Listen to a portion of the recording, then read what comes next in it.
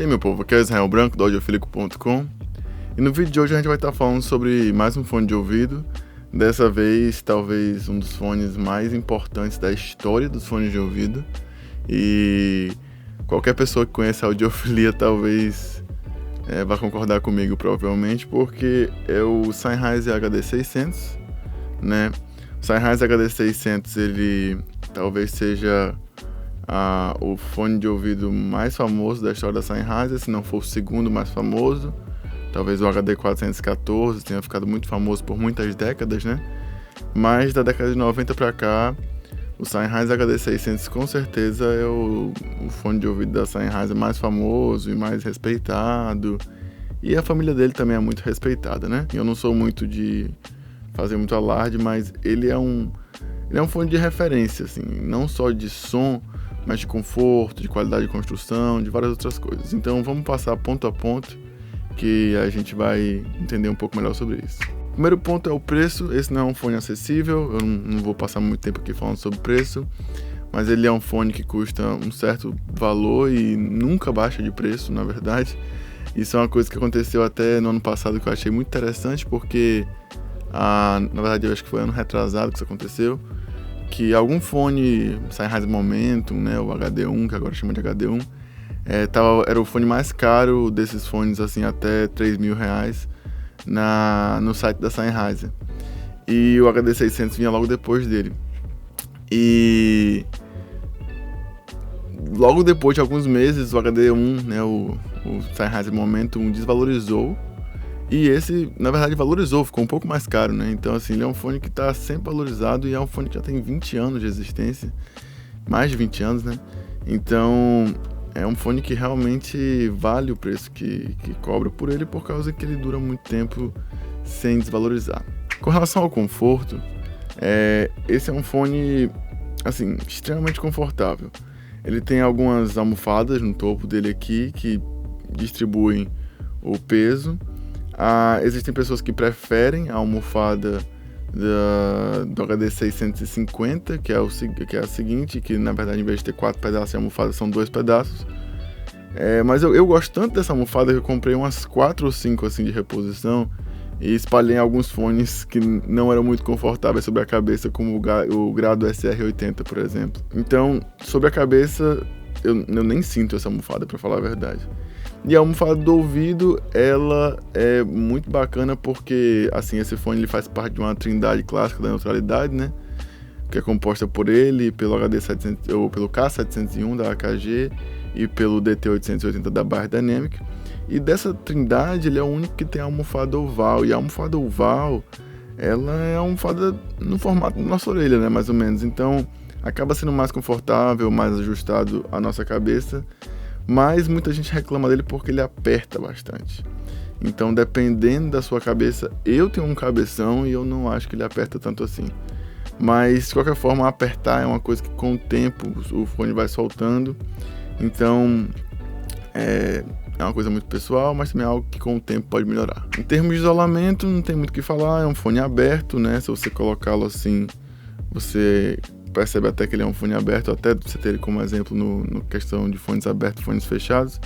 Se você colocar uma lanterna aqui, uma luz passa, o ar na verdade está passando, né? A luz passar não significa que ele é aberto, mas tem passagem de ar, então não tem isolamento. Aí vem para um ponto que eu acho muito massa nesse fone, que é a qualidade de construção. Ele é um fone feito para durar, ele é um fone feito para ser bem construído, bem, né? Que, enfim, vai durar muitos anos. Não é um fone portátil, a gente vai falar sobre isso, mas você cuidando dele na sua casa, não ficando, né, jogando tênis com ele ou algo do tipo, ele vai durar décadas e décadas mesmo, assim. Você vai precisar basicamente trocar almofadas e os cabos, né? Basicamente isso. Mas é um fone, assim, para durar décadas, é uma qualidade de construção, assim, muito maneira.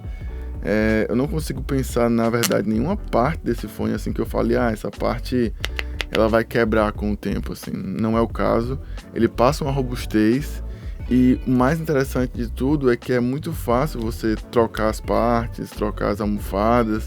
é um fone realmente, assim, muito tranquilo e muito simples de você tê-lo por anos e anos a fio, mas não é um fone para você levar para todo canto, não é um fone de esporte, não é um fone desse tipo. Agora vem a questão do cabo. O cabo desse fone é um cabo longo, eu não tô bem lembrado agora, mas no post de audiofreak eu coloquei o tamanho dele, mas ele tem por volta de 3 metros. É bem longo, isso já é uma coisa que eu não sou muito fã, né, por causa, enfim, hoje em dia a gente usa fone de ouvido em todo lugar, e se eu precisar de um cabo muito longo eu posso colocar um extensor ou algo do tipo. Eu sei que o extensor pode diminuir a qualidade do som, mas enfim, é massa ter um cabo longo, mas eu prefiro ter um cabo um pouco mais curto, porque minhas aplicações com fone de ouvido normalmente são menores. Ele vem com um adaptador P10, mas eu não tenho mais, eu não sei o que aconteceu com esse adaptador P10, e o cabo dele nativo é um P2, certo? O que é ótimo, é muito ruim quando o cabo nativo é um P10 e você tem que colocar um adaptador P2. No caso da outra ponta é que vem a treta, vem o problema. Esse cabo ele vem com 2 conectores que são proprietários da Sennheiser. A grande questão é que não é fácil de encontrar esse cabo, você não vai encontrar esses conectores numa loja do centro da cidade para vender e tal, você não vai conseguir fazer um cabo customizado para você mesmo, porque você não vai achar esses conectores para vender com facilidade. E quando você encaixa eles no fone, é bom que você saiba, o vermelho é o direito, e aqui é o direito, e aí você encaixa, né, e parece que, tipo, dá um tic, parece que vai quebrar, sabe, o seu fone. E tipo, é um cabo removível que eu não levo muita fé. Então, o que eu fiz? Que é uma coisa que eu indico para quem quiser comprar esse fone de ouvido. Eu comprei um outro cabo, mais curto, né? E que tem o conector do HD650, né? Que aí já é um conector um pouco mais robusto e tal. E quando você encaixa, ele faz um tec, não faz um barulho como se estivesse quebrando, né? Portabilidade não tem, é um fone de ouvido aberto, é um fone de ouvido para você usar em casa, para assistir um filme, para editar, para fazer alguma coisa do tipo.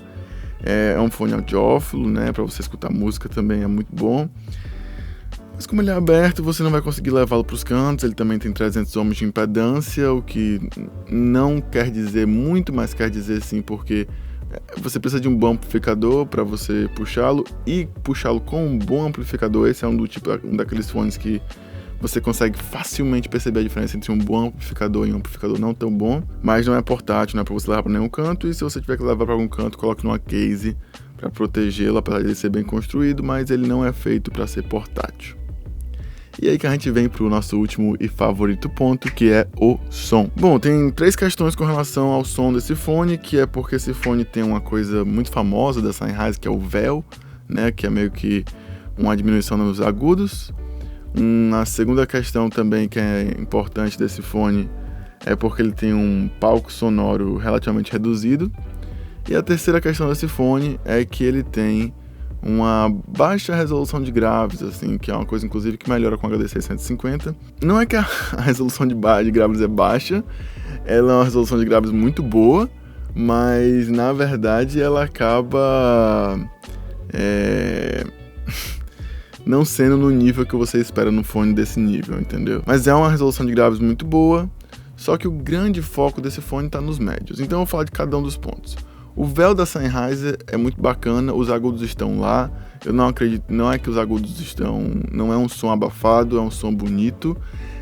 E eu acredito que é muito bom que existe esse véu, porque os agudos eles prejudicam a sua audição mais do que os graves, né? Porque você perde os agudos com mais facilidade na sua audição, enfim. E tem umas certas zonas dos agudos que é um pouco mais chatinha, né, para sua audição. Então é mais interessante que você, para longas escutas, tenha um véu de agudos, né?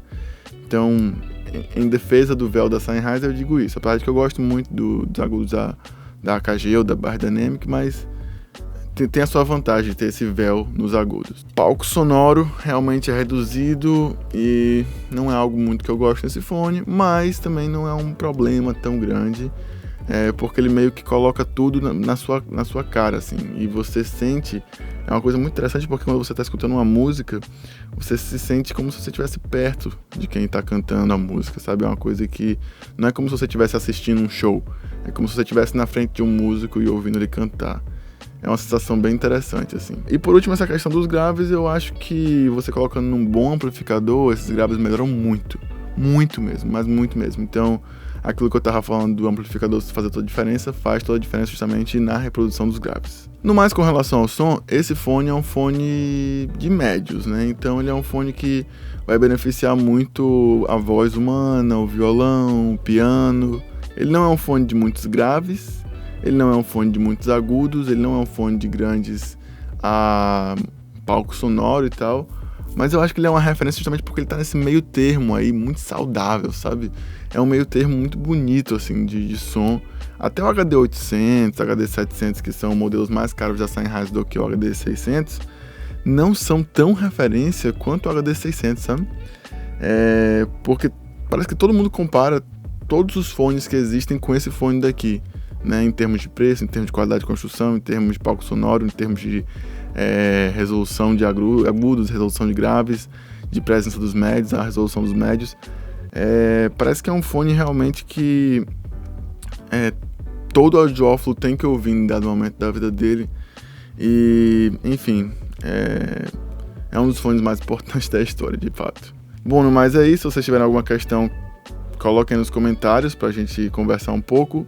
Se inscrevam no canal, certo? Ativem o sininho, deixem seu like aqui.